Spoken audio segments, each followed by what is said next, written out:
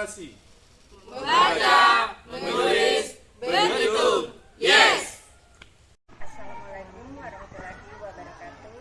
Selamat datang di Strategi Penguatan Literasi melalui Komunitas Belajar SDN Sukokerto 2, Kecamatan Panjarakan, Kabupaten Probolinggo, Jawa Timur. Saya Sumarti SPDSD, Kepala Sekolah SDN Sukokerto 2, selaku penanggung jawab dari kegiatan penguatan literasi, akan memaparkan tahapan yang telah kami lakukan. Yang pertama, diseminasi yang dipimpin oleh Bapak Gatot Suharyono MPD selaku Ketua Penguatan Literasi. Yang kedua yaitu pembentukan pombel. Yang ketiga, pembuatan sudut baca, pojok baca, poster, pemasangan barcode dan penamaan pada tumbuhan yang ada di lingkungan sekolah.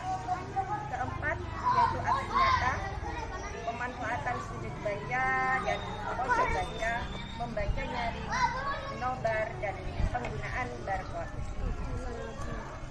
Kelima, yaitu refleksi dari semua kegiatan penguatan literasi.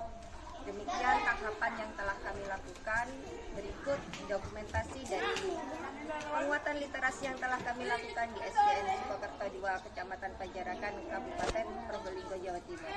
Wassalamualaikum warahmatullahi wabarakatuh.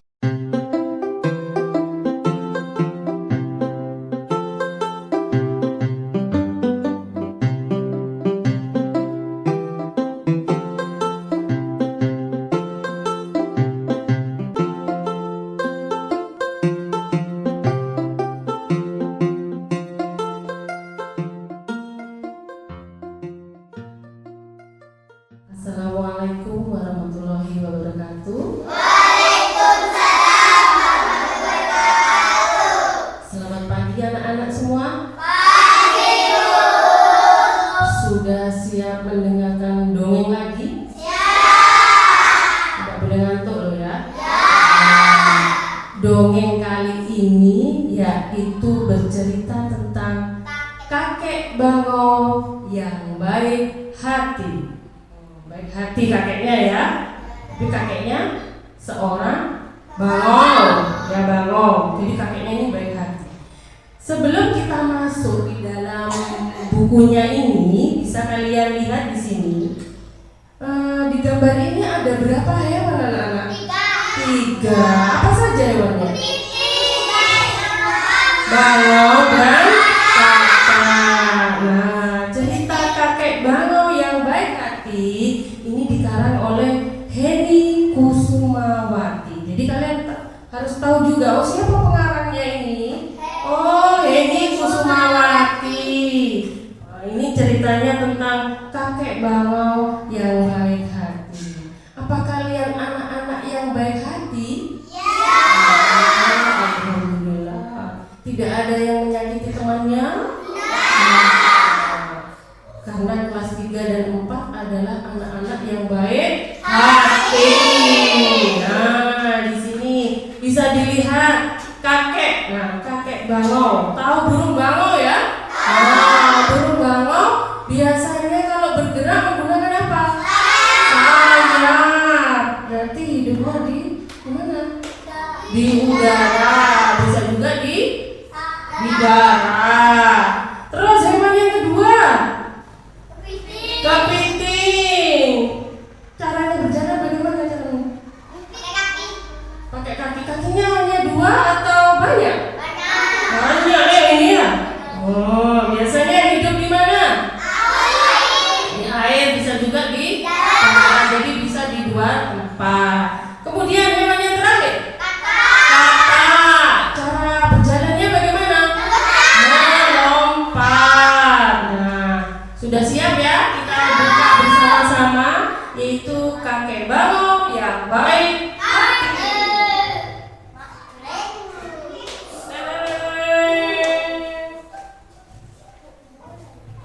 Iya, sudah mulai.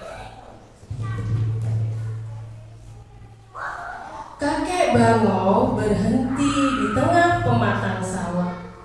Ia melihat sawah-sawah yang kering. Jadi kakek Bangau ini ada di mana? Ada di pematang sawah.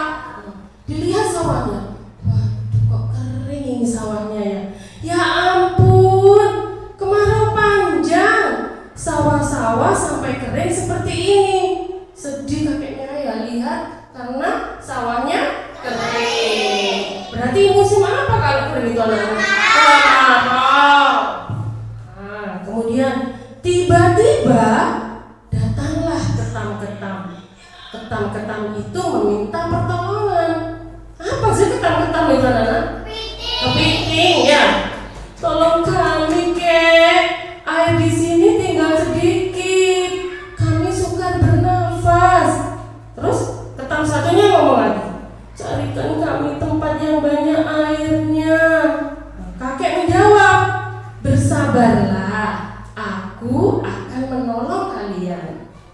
Karena kakeknya baik hati, jadi kalian juga harus baik hati kalau ada temannya yang butuh pertolongan. Kemudian beberapa kata muncul dari pematang sawah. Tadi kakek yang pertama ketemu siapa? Kepiting. Kepiting mengeluh ya. Nah ini yang kata. Kami juga sedih kek. Akibat kemarau panjang, kami kesulitan mendapatkan air. Oh, kasihan ya katanya. Kulit kami kepanasan karena terbakar sinar matahari. Oh tuh lihat tuh, sama seperti kalian kalau kemarau rasanya bagaimana? Panas. Pengen dekat dengan air atau apa supaya gini? Kipas angin. Kemudian burung-burung pipit menghampiri kakek bangau. Mereka juga merasa kasihan kepada ketam-ketam itu. Tolonglah mereka kek. Nah, kalau burung bisa terbang kemana-mana, bisa pindah-pindah ya. Kalau panas di sini bisa ke pohon satunya. Tapi kalau ketam-ketam dan katak tidak bisa pindah seenaknya terbang ke sana ke sini ya. Karena mereka tidak bisa terbang. Lanjut.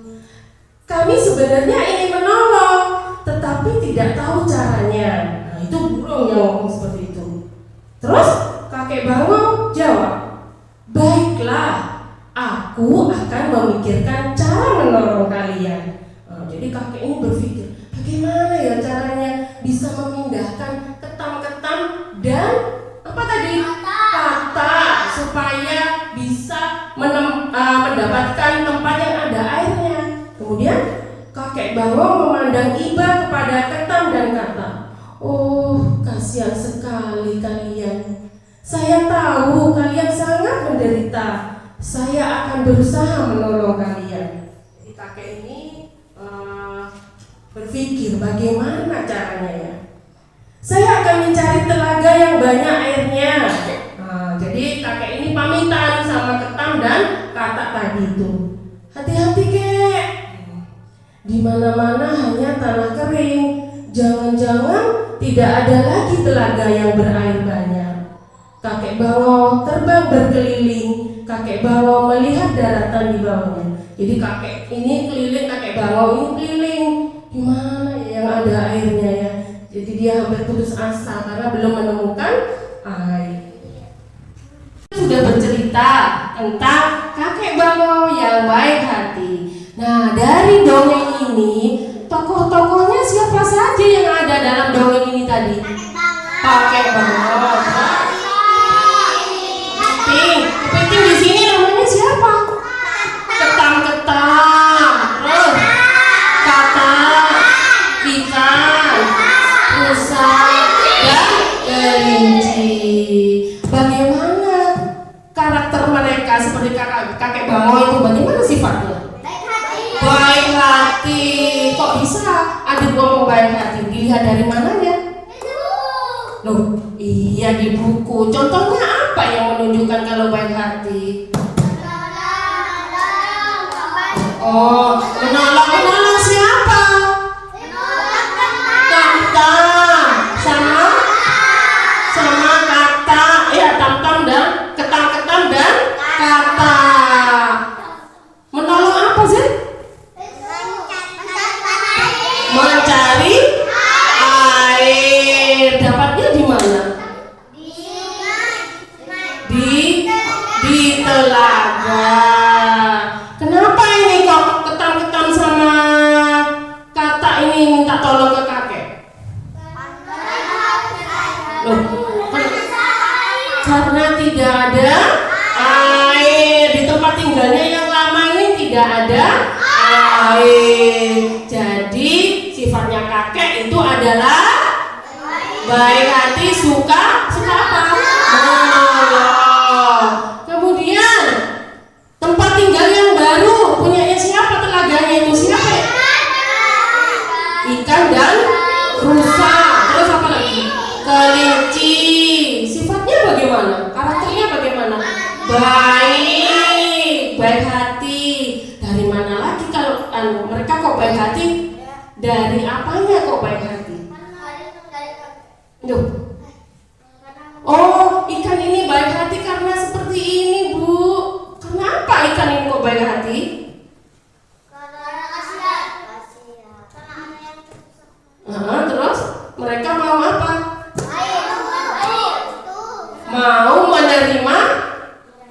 menerima siapa?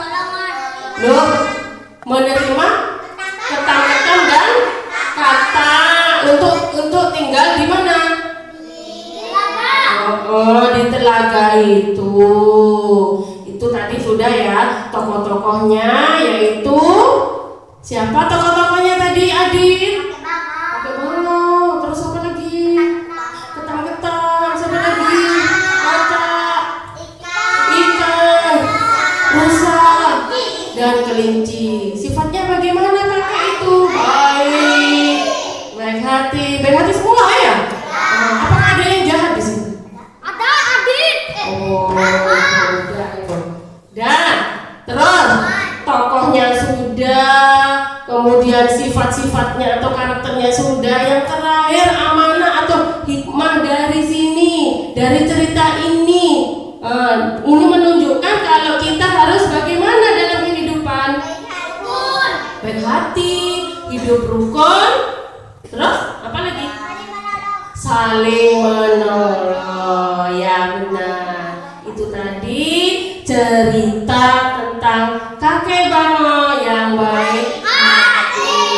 Jadi jadilah anak yang baik hati. Anak-anak ya. Mungkin itu saja. Kita bisa lanjut di dongeng-dongeng selanjutnya. Yuk, sebelum kita tutup, tepuk semangat lagi. Tepuk semangat.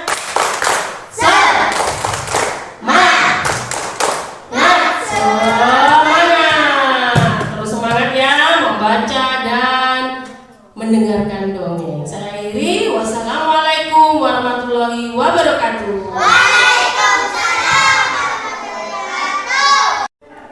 Nama Satakla ditulis, pesannya nanti apa? Oh, tidak boleh bertengkar sama teman, rukun apa, tidak boleh apa. Nah ya nanti ya, lihat dulu, kita simak dulu. Nah, wes. Ini dilihat ya. Nanti diisi nanti. Sekarang dilihat videonya. Tidak dilihat baik-baik. Tidak di sudut lapangan atau bahkan sedikit halaman. Anak-anak hanya bermain di jalan karena mereka tak punya pilihan. Yang mesti diberitahu itu sebenarnya. Dilihat itu apa? Ada tulisannya itu dibaca ya.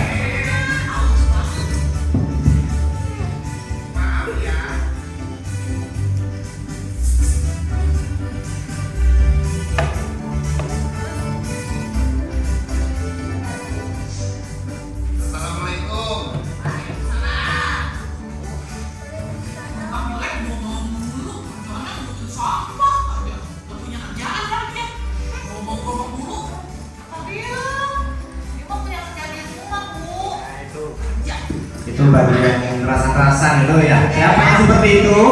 Dan kita bisa ambil di film gerobak perdamaian, menjaga kebersihan dan tidak membeda-bedakan teman, dan tidak gosip ke orang yang benar, dan menjaga kesopanan lingkungan masyarakat sekitar, dan menjaga lingkungan. Ya, jeda, tepuk tangan buat semua ini.